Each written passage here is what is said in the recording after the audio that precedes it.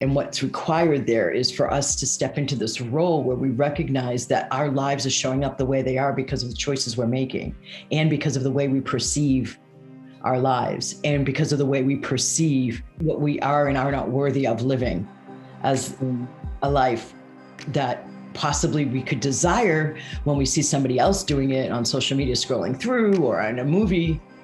But we would stop ourselves. We would do that dismissing thing. The ego mind would go, no, whether it's from like conditioning or parental imprints or past life trauma or this lifetime trauma or some other sources. Our conscious mind thoughts that we hear that cause us to make the choices we make, that we hear, is at most, the science is 15%, I'm saying 10% at most, conscious. So 90% of what makes the choices of what we do and don't choose to do in our lives and with our lives is all unconscious and subconscious. So what I spend my time doing is running clearings and activations on the unconscious and subconscious to flush those blocks and bring that consciousness forward. So then my students end up, and my clients end up with more awakened consciousness at the frontal lobe to make choices from. Welcome to your awakening journey. Today's destinations include higher consciousness and actualized potential. If all ascenders could now please be seated in a comfortable meditative posture, we're about to ascend.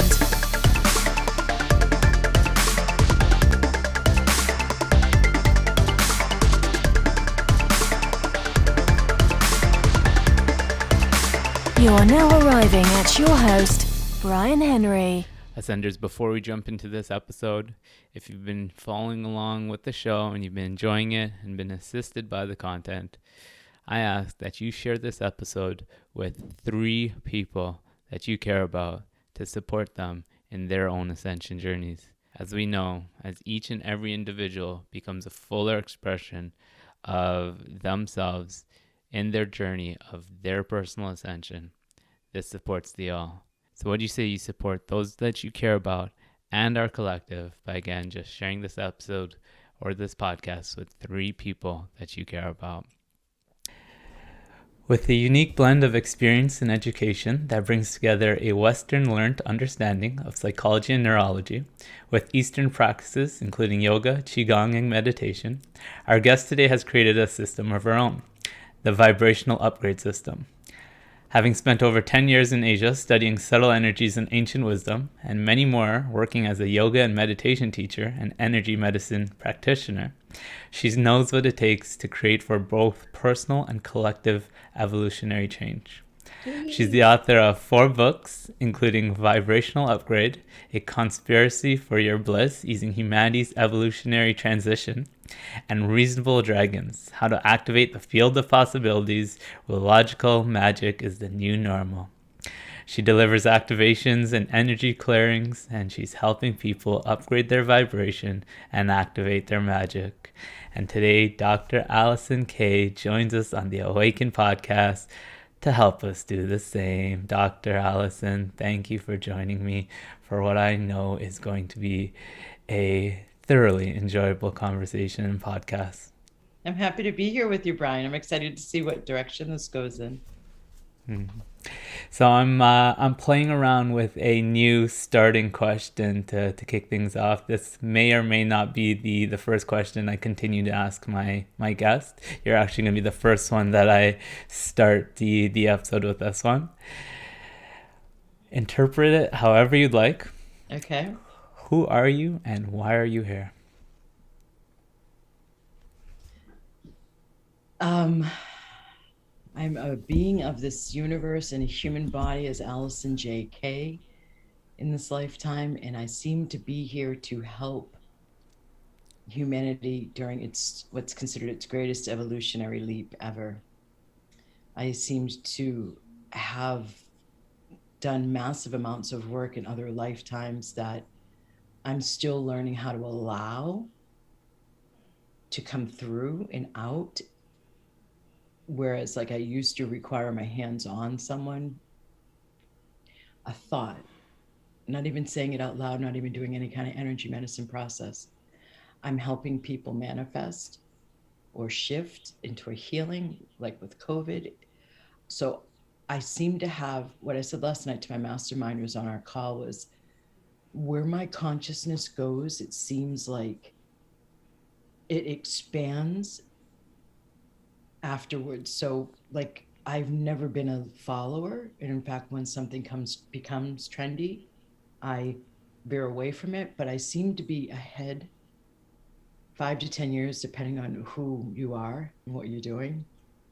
And this group, I'd be less far ahead. But like, for example, the International Living show on HGTV, I was in Asia being taken to different apartments in Taiwan for where I could live, because I used my contract for my international school teaching an admin position stipend rather than living in the expat provided housing for us and staying in the expat only community. I wanted to immerse myself. So I eat, pray, love. I worked with that indigenous healer in that same shop in Bali, in Ubud, Bali, before she got there. And I'm like, I had that same experience. So I when I focus on something, it allows it to expand. And so I seem to be a harbinger of these new times and this new era in helping. I know my mission coming back from Asia was, man, if people in the West only understood how much more thriving was possible and is possible if we went in and learned how to work with our consciousness and learned how to work with subtle energy to optimize our own mind, body, spirit systems. So that was my mission coming back from the East. And I had already been practicing energy medicine sessions. It was already alongside my second revenue stream to my primary one as a classroom teacher in the public school system. I went into the international school system, not only to elevate my level of abundance and adventure in my life, because a dry, stale, flat living is not what I'm about. And I can't tolerate a predictable life for the next 3 decades or 4 decades. So I went into the international school system, but I specifically took the job offered to me in Taiwan because I knew that both the traditional Chinese culture allowed to express itself in Taiwan as opposed to the mainland, as well as in the Indian yogic culture, the Hindu culture. I also spent time getting trained as a yoga teacher. Those two not only understood our subtle energy system and subtle energy, but they still came from it in its practices and the way the society is organized in current day. Whereas we had alchemists go underground after about the age of reason. So that's why there have been in the past decades words used like quackery or woo-woo in dismissal of it.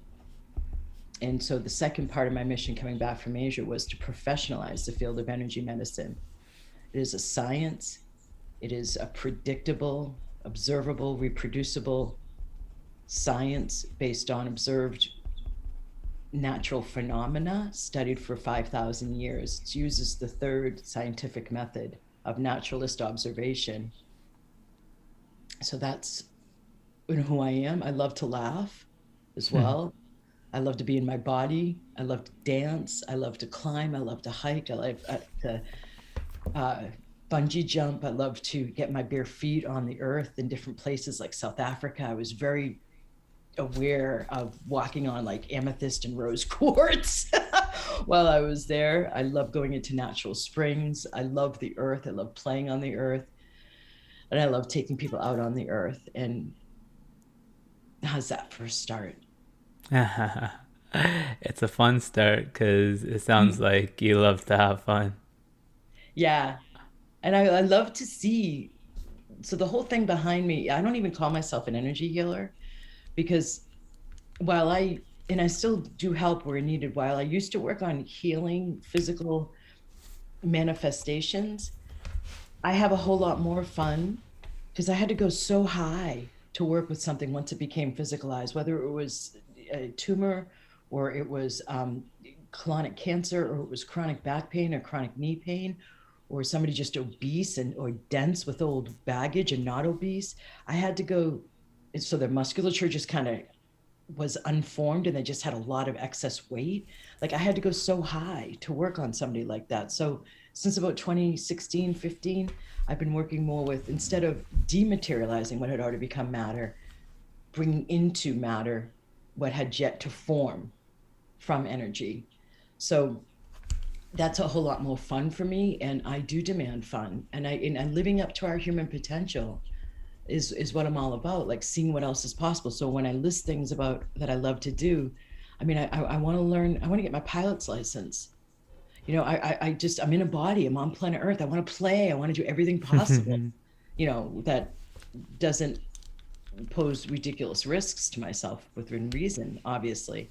So it's just like living up to our potential and taking advantage of being in a body on the planet and having a joyous time doing that, as opposed to the suffering paradigm. What I'm gathering from this is the focus on a positive focus towards what wants to be created, opposed to the trying to fix or heal or mend what we are deeming broken. Bryan, did you catch the title of my first book? Your first book? Yes. What I if don't want there's nothing wrong? Yeah. What if there's nothing wrong? You got it. Yeah. This book that started as my dissertation, and then it became What If There's Nothing Wrong? And I wrote that my 10th year in Asia in traditional tea houses after work, after grading my students' essays overnight, like till 6 a.m., drinking green tea in a traditional tea house. So I came back to the States with that presentation. I'm very Chineseified in that, and I had to actually hire a local American to make the English become more American English as opposed to Chinglish, which is what I was kind of using at the time. I had become relatively bilingual. So yeah, What If There's Nothing Wrong is the approach. And it, you know what will help inform this in a bit more of a linear way for listeners, I think you already get it, is I went into my college bachelor's program as a psych major. My mom, like, I don't know, age 13-ish, had said, Allison, you have a really natural way with people. Why don't you consider becoming a psychologist? So I spoke with her about that a little bit more. I listened, I trusted her intuition. I listened to how it sat in me, and it was a yes. So I did it. Third semester in, I'm like, well, you got to be kidding me. You're not teaching me anything about like how to be the happiest, most joyous versions of ourselves. You're focused on like the hardwiring in the brain because you're busy proving yourself as a science. You're focused on the industrial application and the capitalistic use of in HR or management with this. You're not showing me anything about me or us as individuals as a holistic mind, body, spirit system. So I left the major. And so from there on in, I've been like basically asking that question and finding like tool after tool of how do we be the happiest, most thriving versions of ourselves holistically in mind, body, and spirit. That's what it is. Is that the question for you? And if not, what is? So I've been saying, it's a good question, Bryan. I've been saying for about 20 something years, the universe helped me increase my tolerance for bliss. Huh. So that's more a mantra than a question, but there's an implied question there. Yeah. I like that. Help me increase my tolerance for bliss. Now, explain to me the choice of the word tolerance in that concept.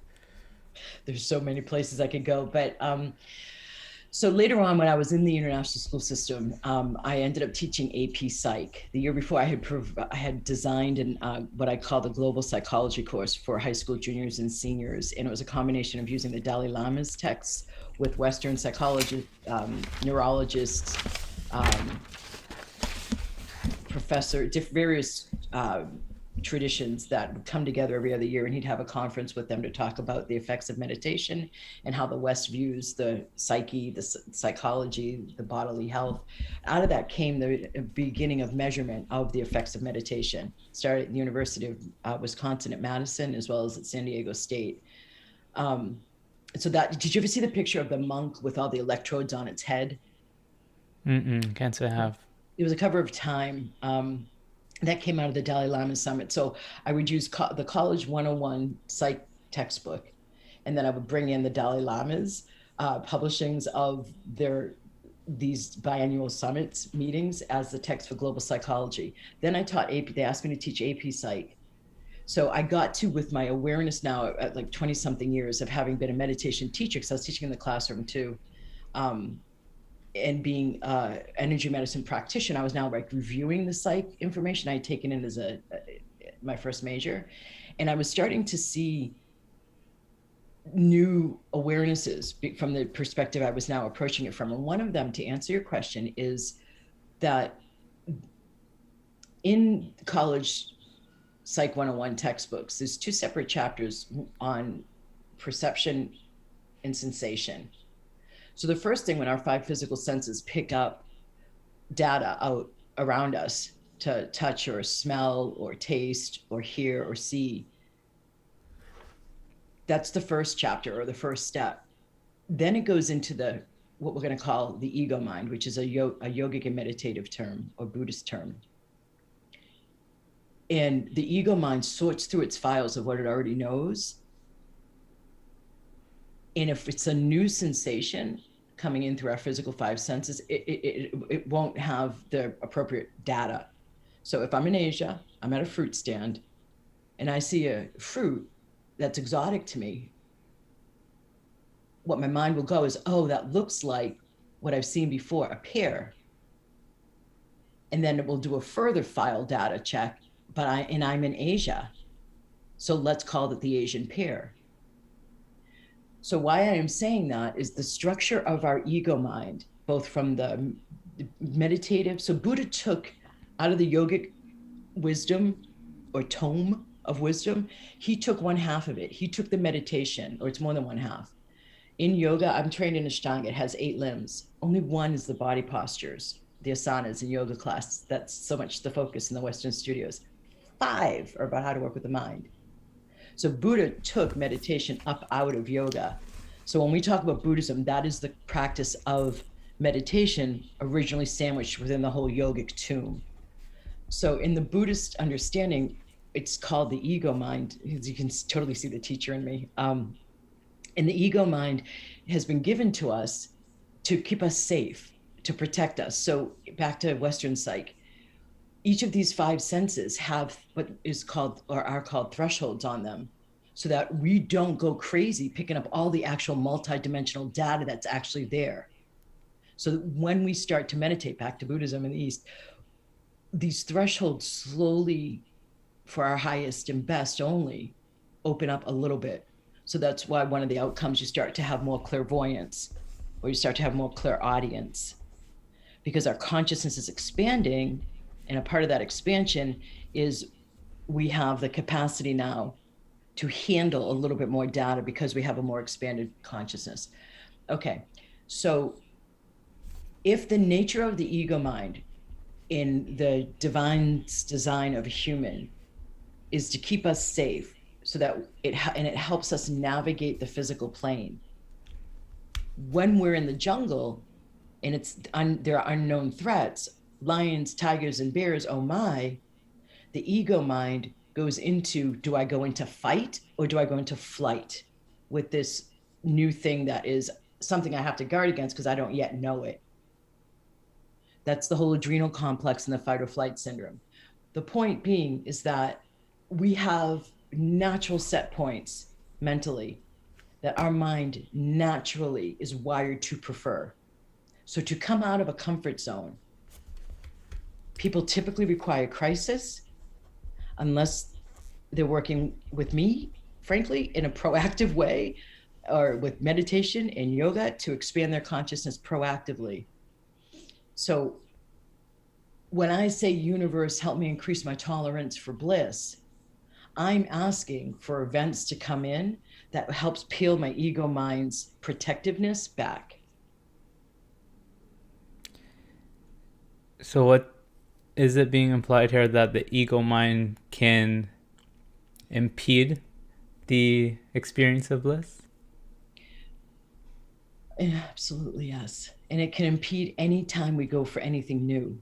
So to expect ourselves to have a rocking, phenomenal yes about going for something that's new, that challenges us, to expect our system to be totally on board and there to be no resistance, no doubt, no fear, is unrealistic. That's why we just do it anyway, with mindful awareness. But with clearance and activations, I make that easier. To feel comfortable in the territory of the unknown. to be more predisposed to choose the unknown, knowing that that's the tool for the new times we're in now. The intellect has been fantastic since the age of reason. It calmed down all the superstitiousness in the West. It brought in structure. It brought in, zoning laws. It brought in science. It brought in order. We're in a new time now. We've gone too far into that pendulum, and now it's coming back, but it's in an entirely new context. From my understanding, all the work I did in a 2.5-year radio show that was weekly around the Mayan Galactic Alignment 2012, December 21st, and I was there at Chichen Itza on that day. In the yogic, Yogi Bhajan of the yoga culture also talks about 2012 having been a marker from an old yuga to a new yuga or era. And that's not the only two that talk about 2012 having been a marker. I understand that what we're in right now is the turning around the bend. We've been in the crumbling of the old paradigm from 2012 to about 2020, COVID on the tail end of that. And now we're around the bend into the building stages of the new era. And what's required there is for us to step into this role where we recognize that our lives are showing up the way they are because of the choices we're making, and because of the way we perceive our lives, and because of the way we perceive what we can and can't attain. That's very Western. What we are and are not worthy of living as a life that possibly we could desire when we see somebody else doing it on social media, scrolling through, or in a movie, but we would stop ourselves. We would do that dismissing thing. The ego mind would go, no, whether it's from like conditioning or parental imprints or past life trauma or this lifetime trauma or some other sources.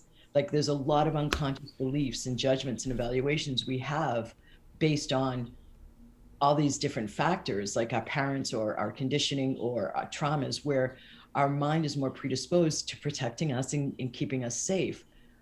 So then there's also unconscious beliefs around, I don't deserve to be free. That could come in from seeing a dad in drudgery his whole life, working to provide for the family, a mother working alongside him in drudgery, both of them feeling very heavy with the obligations and the excitement of raising their own family, but it being a total framing of obligations. So that imprint, if it's happening from 0 to 2, it's an imprint. If it's happening from 2 to 8, it becomes an unconscious conclusion. Oh, that must be how life works on planet Earth, which is what we're asking from ages 2 to 8 as our neurology starts getting wired. So we end up with, it's only about at most 10, I want to say 10%. I used to say 15%, but I know that's not right from the decades of doing this work. Our conscious mind thoughts that we hear that cause us to make the choices we make, that we hear, is at most, the science is 15%, I'm saying 10% at most, conscious. So 90% of what makes the choices of what we do and don't choose to do in our lives and with our lives is all unconscious and subconscious. So what I spend my time doing is running a buttload of, or boatload of clearings and activations on the unconscious and subconscious to flush those blocks and bring that consciousness forward. So then my students end up, and my clients end up with more awakened consciousness at the frontal lobe to make choices from. That's what I meant when I said I can do activations that gear you to be more friendly towards the unknown and to understand it's actually the tool to welcome the new. And what is actually one of the, I would say, first of the 3, or one of the top 3 guidelines for this new era, to welcome the unknown and to embrace it.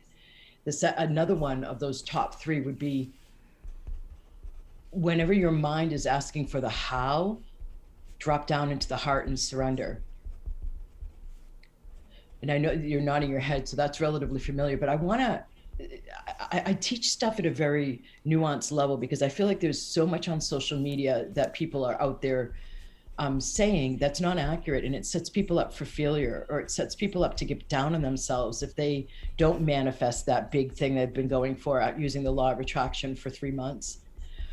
In the heart, in another example is, you could hear about the idea of surrender, and you could be applying it at just the wrong time, when it's required for you to hold the vision, when it's required for you to take action based on that intuitive hit you got, take the action. You don't surrender at that point. But when you see something about surrender, people are like applying it over across the board, and that's not an accurate teaching. So the other thing that I want to add in there, I'm glad to hear your response, is the heart.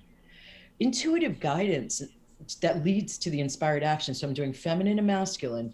Intuitive guidance, feminine, that leads to the inspired action step, masculine, doesn't come necessarily in this like really groovy way that's like a far out vision. I'm making a little bit of fun here. It's just the heart simply like being uplifted. Yes, that feels good. Yes, I like that. Yes, go there. Yes, have her as a guest. One choice at a time. Choice after choice after choice, co-creating our lives in alignment with allowing the divine's voice. So in yoga, to yoke with is what yoga means, the divine. I see it as the crown chakra is the higher self. And once we've done enough work, we have not only that connection to our higher self, all above here, all these other chakras are to the divine increasingly. So the more that we come into that alignment, it's a dance. I'm doing a Qigong movement now. It's a dance between like, okay, I'm letting life flow through me unobscured as I take these action steps. I hear the guidance. I make a choice. I take the action step and I let it organically get created rather than needing to know the plan like the mind wants, and the 5-step process like the mind wants, and the how like the mind wants, and the doubts and the fears to be allayed like the mind wants before step 1's ever taken. I've definitely felt or come across this notion, and I felt a sense of interest and resonance with this approach of moment to moment alignment with the inspiration. Now you mentioned once we've done enough work that we can tune into that. What comes up for you when you consider how do we bring ourselves to really be attuned to that inspiration and that divine guidance? So you can have it today just listening to me. Like you're getting an upgrade. It's called entrainment is a technical term for it. When there's somebody with a more expanded consciousness and a higher vibration, a law, it's a universal law. The higher vibration entrains up the lower vibration. And it also, frankly, causes reactivity like fear, or I could go on a tangent. That's not what you asked, so I won't. So I don't want to make it sound like you can't have that guidance today. That's why I said, if you feel lighter, if you feel like happier about making a choice that's presented to you, then that's guidance.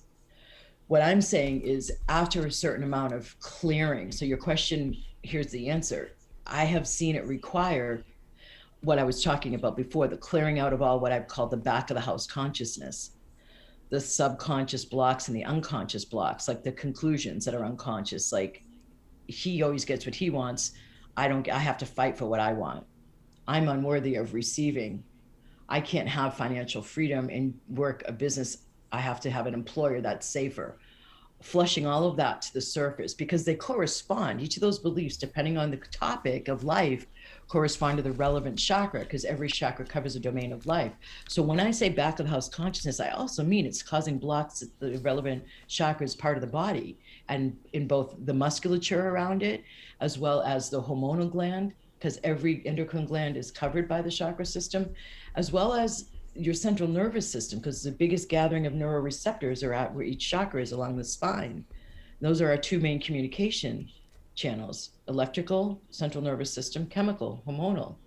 So the chakra system for me, that's in part why I say it's a science. It's not just about like becoming more awakened. It's also about like vital life force energy, which is the translation of chi or prana or ki of Reiki, vital life force energy pulsing throughout your body.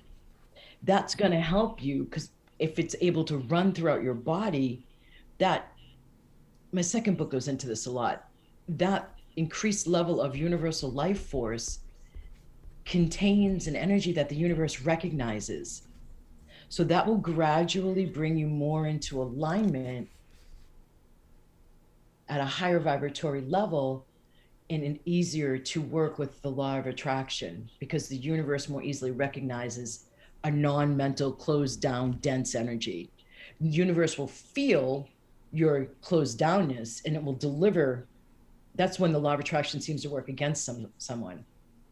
When something shows up, you just keep repeating the same pattern. What I'm talking about is getting around the bend into the other side of that, when you are able to actually work it to your advantage. So I don't want people to come away with the idea that it's only at the head level. It's totally the body too, because it just gives your field resonance for the universe to pick up on.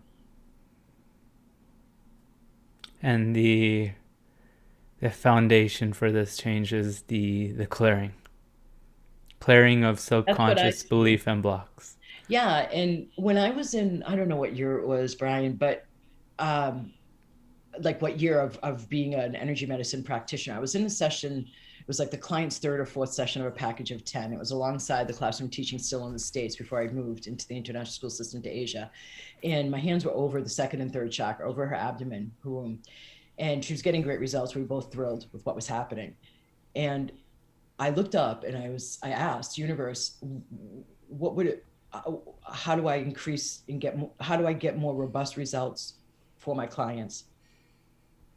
That was one of the two questions I asked that led me ultimately to move into the international school system to Asia.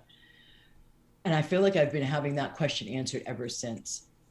So when I meditated before an energy medicine modality, I have 5 under my belt before I created a vibrational upgrade system. And the system I created is a combination of mindfulness from the yogic background and energy medicine, but it's an applied mindfulness after the clearings and activations. So what I'm saying is, clearings are not the only way. I was seeing in meditation year 5 that I was having more consciousness expanded. I was having access to more consciousness.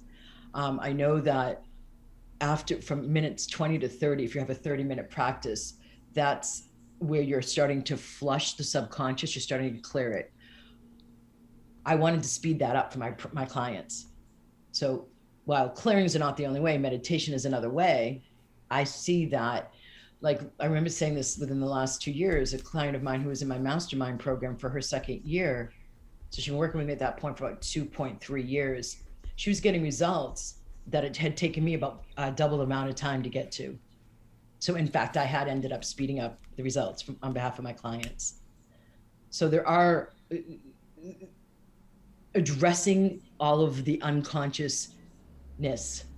I don't mean to say you lay on a chair in therapy and get hypnotized into your subconscious and that's how you do it at all.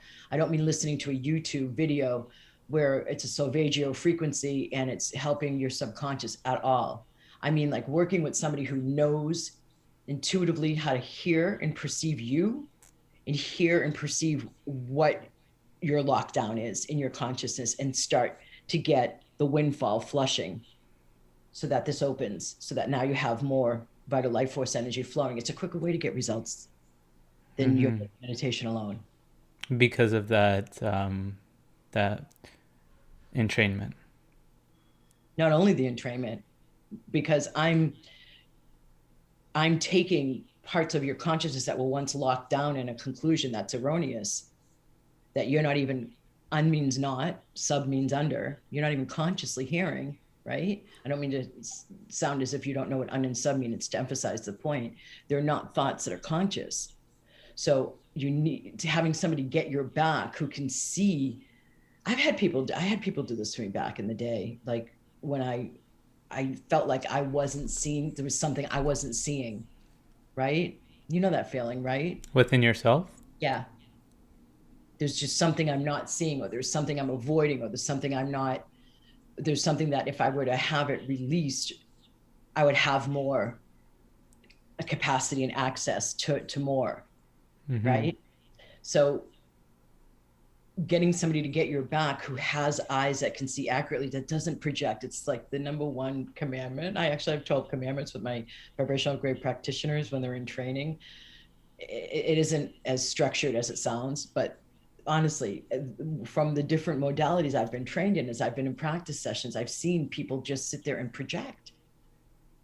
Just project. No clear seeing. You mean from the practitioners? Yeah. And then I have people come to me, and I'm not even talking about like beginners. There's some high level people out in this field of self-help, and I don't want to call some of them energy medicine, I've had so many people come to me mildly traumatized from work they've done with somebody else, because they've been told this is a block of theirs, or they've been told this is the way they are, or even in a reading, they've been told this about a past life, and it has locked down that person into fear. So you want to be careful about who you're selecting to get your back. But yes, somebody who can see in the place, the shadow. Well, that is a serious jug of water, mate. How big is that? I'm thinking like 2.5 liters. I love this thing. Holy cow! No, that's like a mini water cooler. You could just like stick it on stand. And it's carrying me some positively charged blessed water. Yay! But that may be a story for another day. I'm gonna intervene just a little bit. I had an absolutely beautiful experience this morning, blessing my water. Yeah. Well, I'm up here where I'm visiting.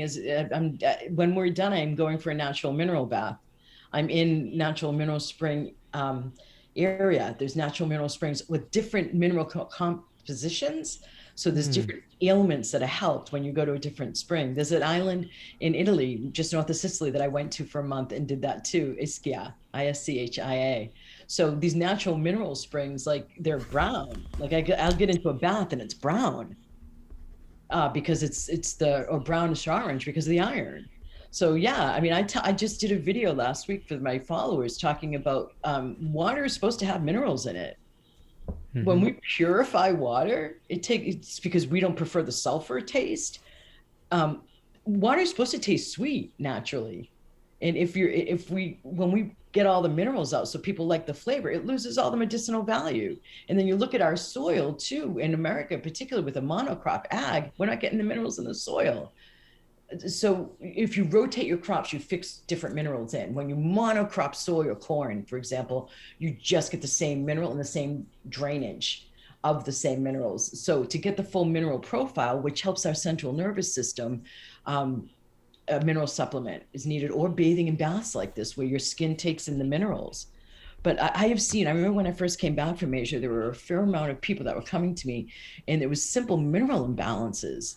When there was like this huge diagnosed thing where they're on meds and they want to get off the meds, and it's just simple mineral balance, man. Sorry. I know we're kind of detouring, but I'm totally okay with it. I'm feeling inspired to continue down this road, and maybe we'll reel it back in. Mind, body, and spirit. There you go, and I think that's perfect. That's the very lesson we're being taught here. This is my organic green tea, unsweetened. Yeah. So that's what this color is. Not a urine sample. Or beer. I've been stopping for in cups. I thought I was drinking beer on a Sunday afternoon. No. You are supposed to be on vacation. Let's give you a quick little shout out for our listeners. Dr. Allison here is taking this time to spend with me in the midst of a vacation. It just goes to show your commitment to serving others, and I deeply appreciate that. I appreciate you saying that. I love what I do. And it's been an interesting challenge in a way at times to navigate, like when to drop the leading in the serving, because I love what I do. And so when I do what I love, I share it with my followers and with my students. And so, yeah, it's an interesting thing to just have something on my own anymore, you know? Knowing when to rest.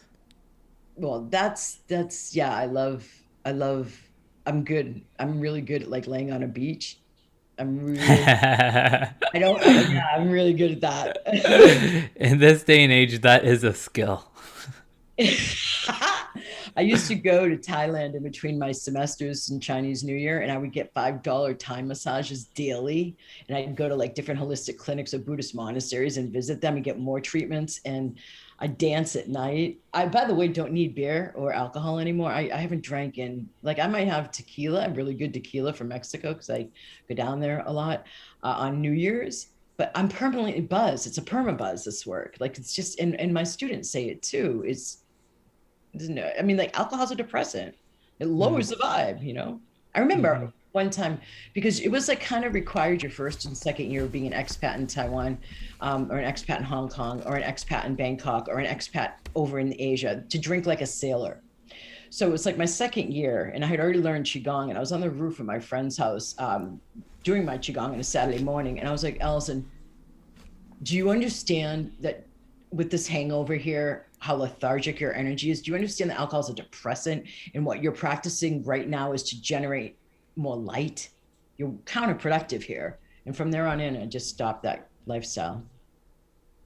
Sounds to me that you're high off life. Yes. Yeah.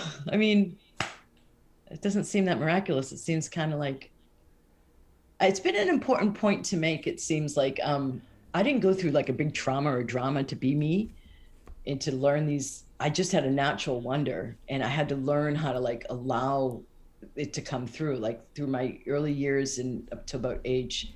I still do it, but like I would tromp through the woods in under 10 until about 15 with my older brother, the woods all around our house where we grew up. And he would like jump on the broken limbs in front of me, and I'd be like connecting with everything. The dragonflies, the critters over the creek, the grass, the little clovers in the grass, the trees, the tree limbs. I would just feel so connected to everything.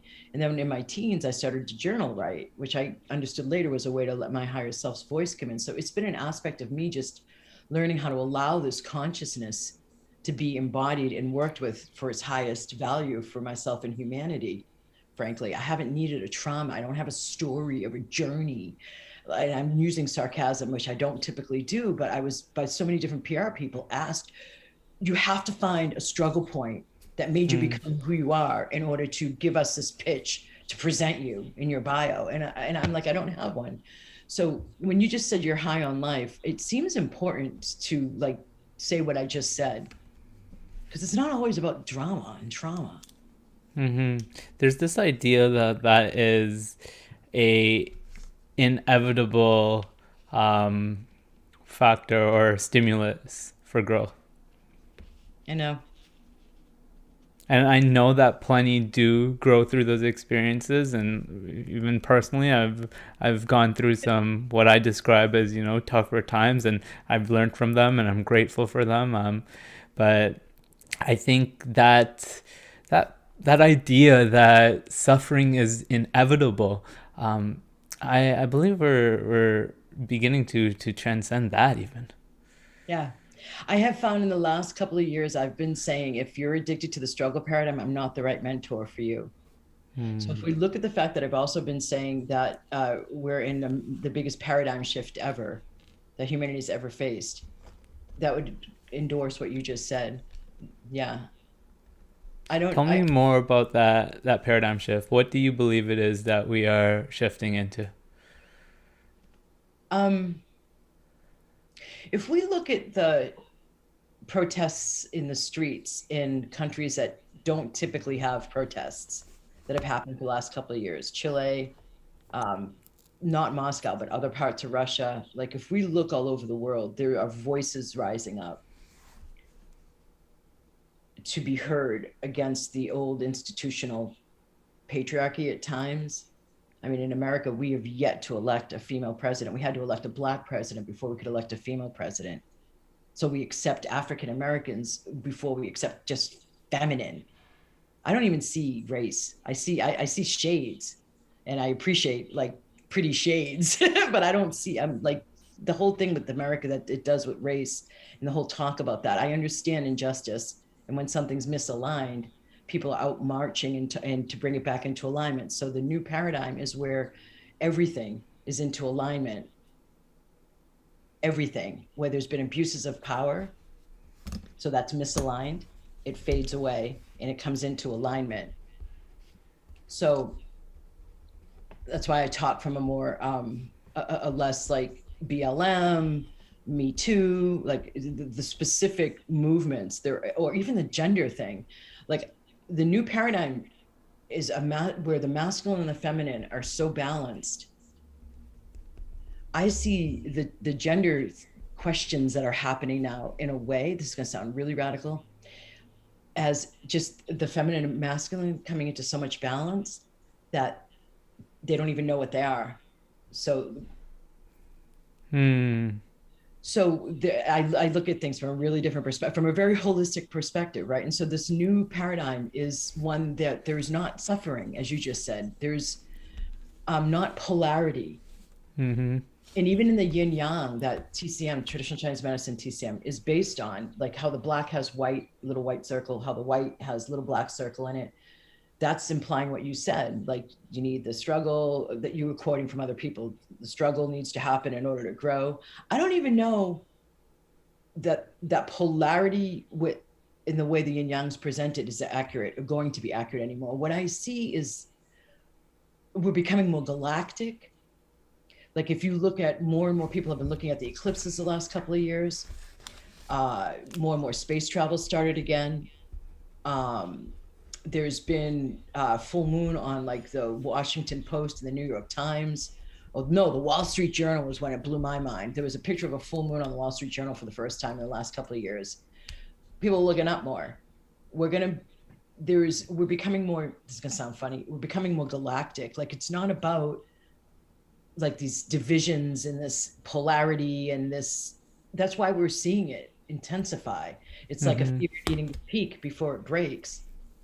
The polarity is intensifying. So there's all these different factions in the division and I can't follow you. I can't hear what you're saying. You're not using words I'm used to. And we can't have a discussion with differing views because, it's going to come to like hate words and hate crime and, all of that noise is just the fever peaking before it breaks. And one of my first career was in politics. I'm doing this work to raise consciousness so that the political change I was going for in the early 90s, meaning conserving our environment and coming off the fossil fuels, I left and said, and got through my guidance, if you're going to go for that change, it's going to be more effective to do it one consciousness at a time. So I've been doing this ever since. But my first career is in politics. I have a very collective, focused political view behind my work and motive. So what I see is a lot more unity. I talk about this a lot in my third book, Reasonable Dragons. That's the only one that's on Audible. What I see in the new paradigm. More unity, much more heart-centric, much more capacity of people to identify that's my mind and discipline the mind and keep the mind under wraps and use the mind as the tool it's meant to be used instead of the dominant force. Much more heart-based, which means much more divine-based, which means much more loving, much more compassionate, much more unconditional loving, and not getting cynical or sarcastic in the face of it seems too good to be true. Like being able to handle it's so good without like waiting for the other shoe to drop. An increased tolerance for bliss, you might say. Nice one, Bryan. Yes. Yes. So I see, like, I was born at a perfect time. Like, I was born the year Martin Luther King got assassinated, and the year that Robert Kennedy got assassinated, and the year Jimi Hendrix died. I mean, I was born like in these crazy revolutionary times. And I wasn't brought up by hippie parents. I was brought up I asked them, like, why are you guys so conservative? You're baby boomers. So like, well, we're on the tail end of baby boomers, so we're not that. Anyway, they were before baby boomers. So I can see, like, from a divine perspective, the placement of me with this consciousness at that time, in these times, it's very strategic. The divine plan of it all. The divine plan for the collective? In my part in it, yeah. To all of us to shift in the new paradigm where it's, again, I find this week, my consciousness is really being guided to talk about dismissiveness. Like where your ego mind just can't handle what a person's saying. Like it's too positive, it's too Pollyanna. Like we are creating the physical reality by our projections from our minds. You're nodding, you know that. Enough people in your listening audience know that too, if you're having a podcast about awakened consciousness. So if we're creating the reality with our projections, and we begin to work on our projections that much more, does that not mean we can create a beautiful reality? So at some point, we get to the point of working on our consciousness is enough to take responsibility. You know, this mean be responsible for the energy you bring. We're changing. You're following, Bryan? Like, it's coming out of the time where we're a victim to something outside of ourselves, from any completely pointable socioeconomic status or suffering, like the Jews or slavery or women, all of the things you can point to and say, that's why I don't have enough money. I'm beyond like you being able to use that cultural, no, just done. We are in a brand new time, and you cannot play victim to anything outside of you or even inside of you. Clearing the limiting beliefs, so that what we then project, what we're moving into, still answering your question, is where we're all more responsible instead of blaming something outside of ourselves for what's happening in our lives. The way that it's... Then we can step into co-creator. Mm-hmm. The way that it's coming in for me, that I'm going to sum up what you're doing a fantastic job of describing, is taking radical responsibility for what we're projecting and realizing that that which we're experiencing in the world is always somebody else's. It's all projection. So if it is, then we can create something better. If we take responsibility for our own state of... Why do you use radical? Well, the most honest way to answer that is that's exactly how I heard it. And when I hear something and I hear the inspiration to share it, I do. Let's see if something wants to come up there. It just feels to be a way to describe taking full responsibility. There's approaching the cusp of, okay, yes, I know I'm creating my reality. I know my choices matter, right? It's just starting inching into that power as a conscious creator. But when I use that phrase, radical responsibility, at least the energy that I feel from that is, it's not just a matter of my choices matter. It's this is entirely up to me, and I have full... Now, I might be going a little bit too often to one end of the coin, but I'm going to adjust it, which is my experience is a projection of my thoughts, my beliefs, what I'm putting out, my actions, and really just stepping fully into our divine power to create what it is we desire. Now, I want to also address the other side of the coin, because I think it's important not to go too far off into one direction, and also mention, the being humble,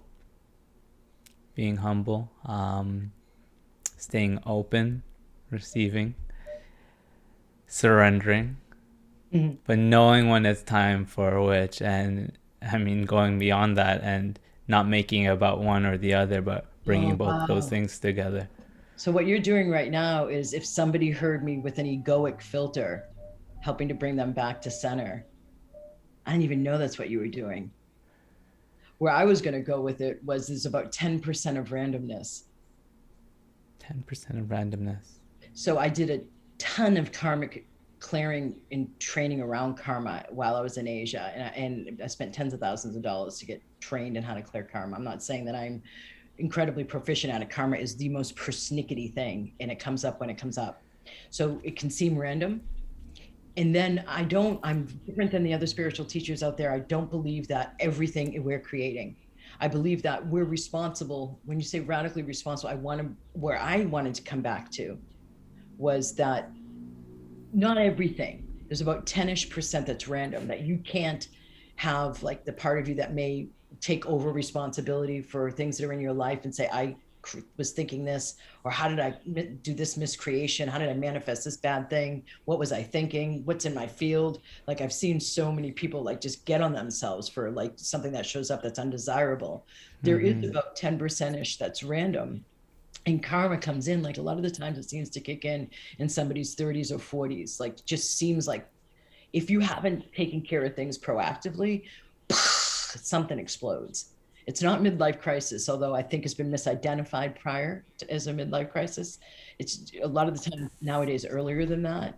But there is a certain amount of randomness that you're not responsible for. And it could include being at an intersection at a time in an accident that you weren't causing or you weren't meant to be in. It can be, there is a level of randomness. There's just way too many of us. And there's just way too many variables and a big ass algorithm to be able to take responsibility for absolutely everything. Mm-hmm.